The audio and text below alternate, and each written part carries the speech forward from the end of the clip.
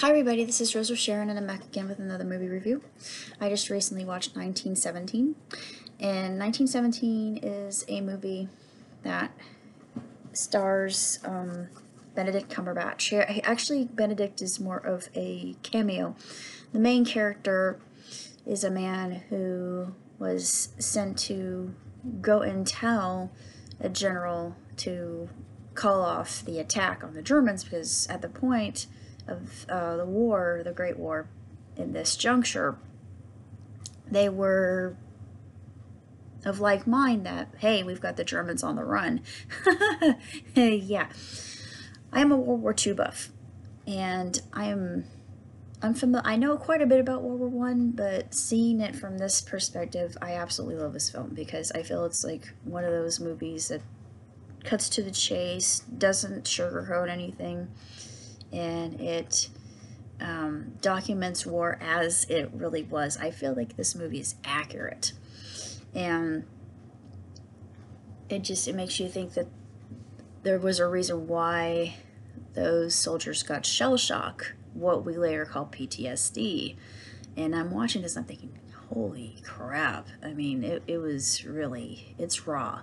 It's raw, it's very gritty, but it's war, as war is meant to be seen. And I love war films. I'm not gonna lie.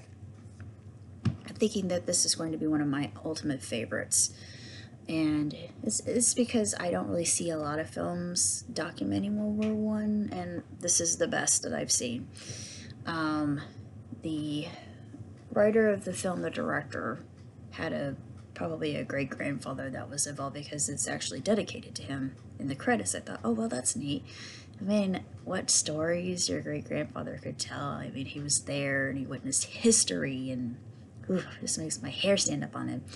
I had a Zio, or an uncle, who was actually involved with World War II, but he was on the losing side. He was on Italy's side, and he didn't like talking about it, and he's gone to be with God. He went to be with God a couple of years ago, and I mean, I still miss my Zio immensely. The only reason I call him that is because he's related by marriage, not by blood, but to me, he's my uncle. Despite all that, he is my uncle, and forever will be my uncle. But Zio Giovanni, he was a man who was just an endless fountain of information, and you could sit and listen to him and tell his stories and just be fascinated and compelled and captivated, because he was a real storyteller. He could just entrance you and enchant you, and I loved him for that, especially his just wealth of knowledge. And he was a very wise man, and I loved to speak to him. He was my friend, and not only that, but he could cook. Oh my goodness, could he cook his food? Whoo, it was magnifique. It was just, as they say, magnifico in Italian. But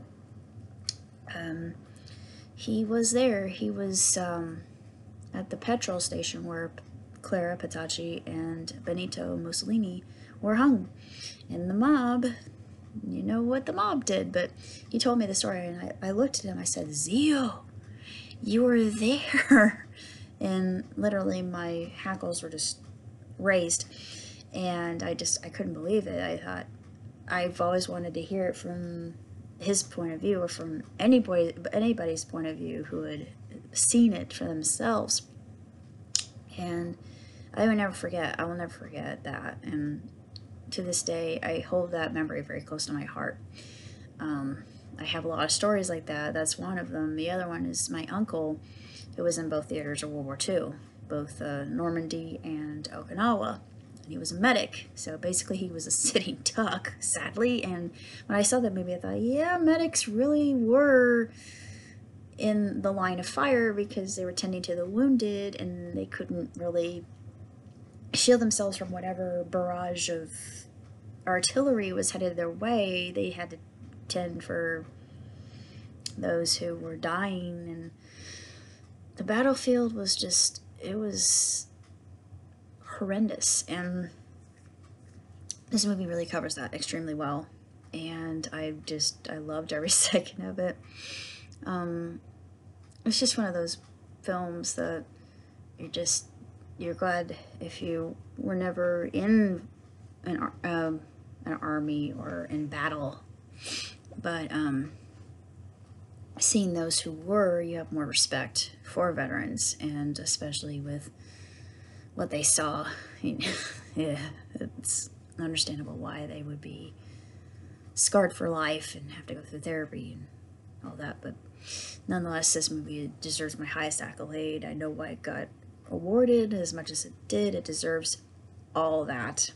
It's 5 stars, hands down, and 2 thumbs way up. It really depicts the atrocity of the Great War for what it was from the British side, and they didn't have the technology we have now. They were going on word of mouth alone, and that just makes you think, in this day and age, in this modern era, what advantage we have with our technology. But it's basically all I have to say about 1917. And if you haven't seen it, if you're a history buff, I would highly recommend it, because it's worth it. It's just phenomenally good. So, until next time, live on, prosper. Ciao, tutti.